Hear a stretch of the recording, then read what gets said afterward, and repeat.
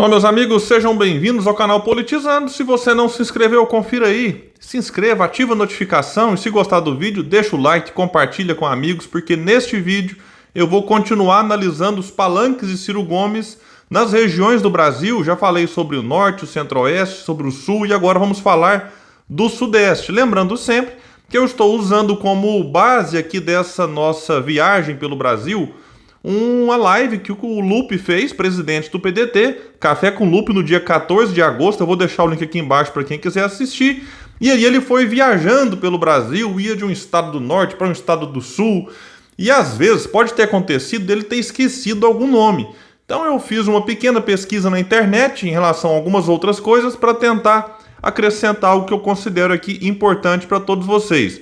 E o foco principal da fala do Lupe lá é que o PDT está sim se articulando e se movimentando para ter palanques para Ciro Gomes, seja com alguns aliados. Já em alguns estados o partido não consegue ter um quadro próprio com grande destaque, como por exemplo, vou falar aqui do Rio de Janeiro. Em outros estados, então, vai ser necessária uma aliança, que caso não seja possível, o PDT vai sim, de todo jeito, ter palanque para o Ciro, de uma forma ou de outra, segundo ele disse ali em vários momentos. E vamos tratar aqui então primeiro de Minas Gerais, meu estado. Eu estou em Uberlândia. O Lupe disse que o PDT aqui tende a apoiar Calil, que é prefeito de Belo Horizonte. Tudo indica que ele tentará chegar aí ao cargo de governador do estado. Vai ter uma disputa forte, muito dura ali com Romeu Zema, que atualmente é o governador, e ambos tendem a polarizar aqui no estado, diferente do Brasil, em que a polarização a nível Brasil se dá pela rejeição. Um quer Lula porque não quer Bolsonaro e um continua querendo Bolsonaro porque não quer a volta do Lula. Aqui em Minas você tem o Zema, que merece muitas críticas. Eu, por exemplo, sou bastante crítico ao Zema, mas que tem um apoio considerável de gente que qualifica o seu governo como bom.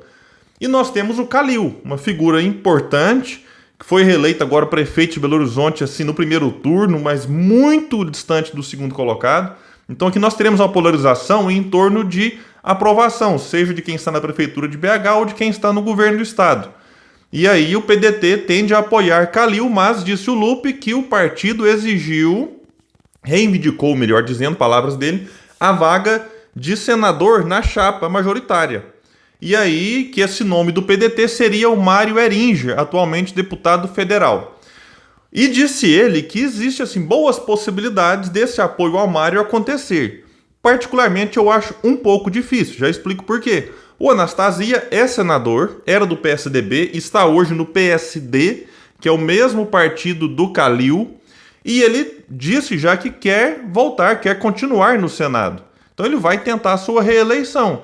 E como é que ficaria então, se só tem uma vaga para senador em 2022, o partido do Calil abrindo mão de um senador que está lá no Senado para apoiar alguém do PDT?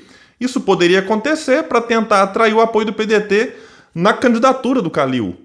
Mas eu acho também que o que pode estar acontecendo aqui, agora já é uma questão baseada no que eu observo, é do PDT sabendo que o Calil é muito forte e que o PDT jamais apoiaria Romeu Zema.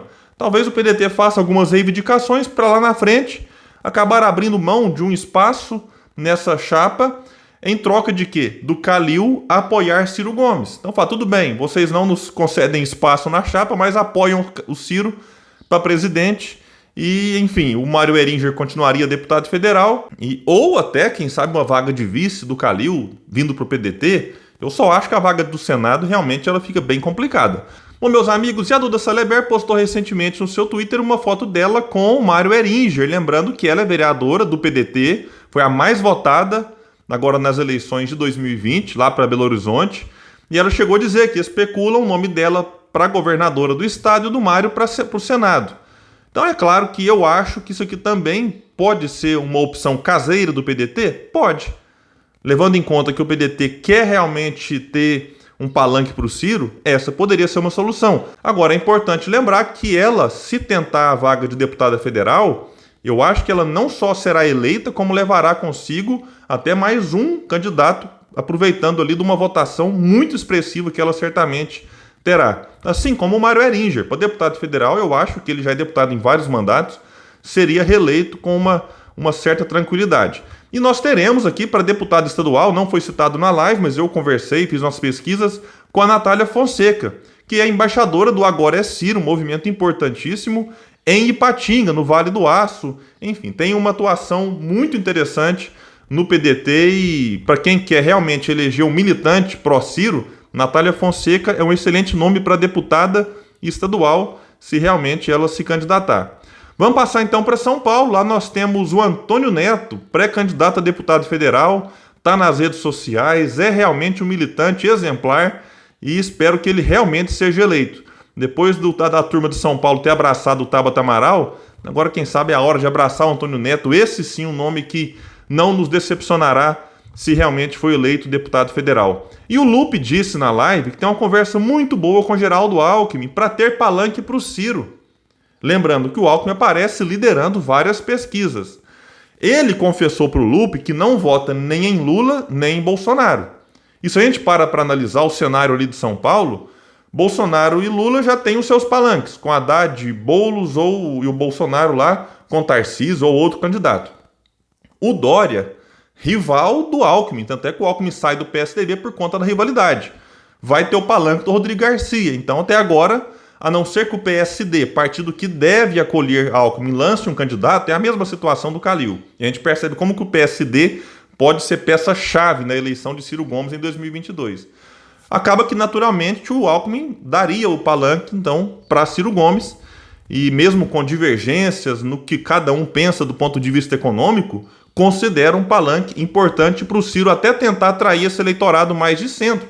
E, meus amigos, subir no palanque do Alckmin não quer dizer que o Ciro esteja abrindo mão dos seus princípios, né, de tudo aquilo que ele defende desde muito tempo e que eventualmente conflitam com Geraldo Alckmin.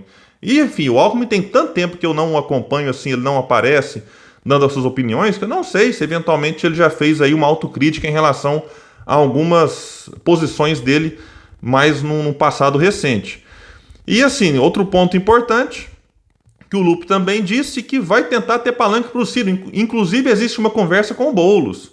Mas ele disse, vai fazer campanha para o Ciro? Ok, porque se não for, fica difícil. E ele garantiu que, independente com Alckmin, Boulos, Ciro vai ter palanque lá no estado de São Paulo e que ali é necessário ter uma visão estratégica. Isso foi palavras dele na live.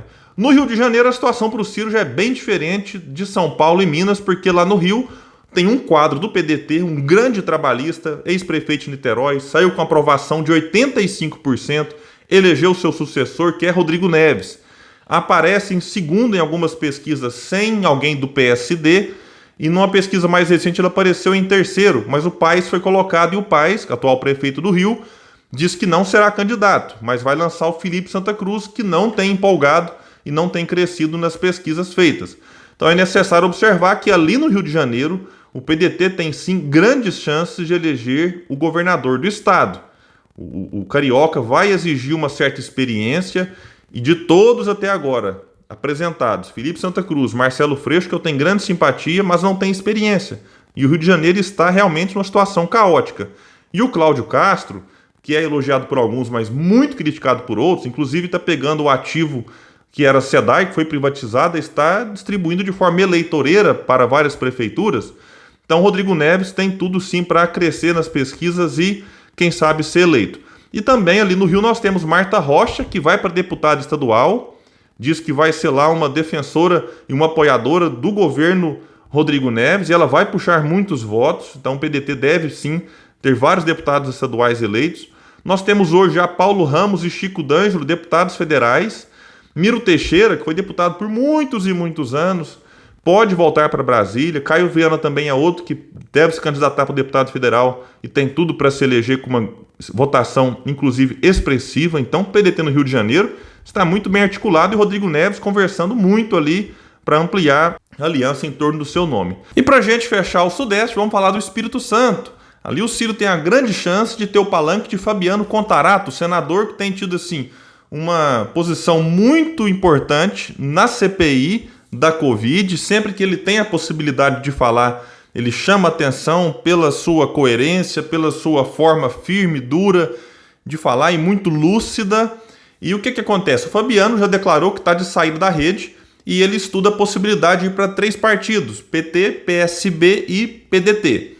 O que acontece então? O PSB é o partido do atual governador, Renato Casagrande, que quer tentar a reeleição. E o Renato Casagrande, só para constar, ele não é destes do PSB que defendem uma aproximação com o Lula. Inclusive o Renato tem grande simpatia pela candidatura de Ciro Gomes. Então, se o PSB realmente lança o Renato, a possibilidade do Fabiano ir para o PSB diminui bastante. O PT, dentro dessa possibilidade hoje que é muito grande, de ter o PSB junto com o Lula, apoiaria Renato Casagrande, então dificultaria a aproximação do Fabiano. Sobraria para ele o partido que é o PDT. E o Lupe disse na live que se o Fabiano for para o PDT, ele será o candidato do partido ao governo do estado. Então isso é um ponto hoje, se a gente analisar assim, de quais as maiores chances do Fabiano, baseado nessa realidade, nesse cenário, as maiores chances seriam sim dele ir para o PDT. Que tem também Sérgio Vidigal, que é o presidente do partido ali no estado, prefeito de Serra, era deputado federal, foi eleito agora prefeito de Serra, que é a maior cidade do Espírito Santo. Ele é muito articulado, a sua esposa é política, também pode tentar algo em 2022. O filho mais velho, Dudu Vidigal, pode vir também para deputado estadual ou deputado federal e certamente será bem votado. Então, meus amigos, aqui fica mais uma vez clara a necessidade do Ciro tentar aliança com o PSD a nível nacional. Existe essa proposta formal, o Ciro deixou isso claro numa entrevista ao Valor Econômico ali em abril, e é necessário a gente observar como que isso vai avançar, porque o PSD hoje, mesmo que não lance candidato no Rio, como eu disse aqui, o apoio do país pode ser fundamental para eleger Rodrigo Neves ou Marcelo Freixo. Em Minas Gerais com Calil e em São Paulo certamente com Geraldo Alckmin, caso realmente ele se filie ao partido. Vamos continuar observando qualquer grande movimentação nesses estados, a gente traz aqui para vocês no canal Politizando, e fiquem atentos, em breve eu lanço aqui o cenário do Nordeste, certamente teria que dividir em 2 vídeos, porque o Nordeste tem coisa muito complicada ali, que merece um pouco mais da nossa atenção. Pessoal, valeu, até o próximo vídeo aqui no canal Politizando.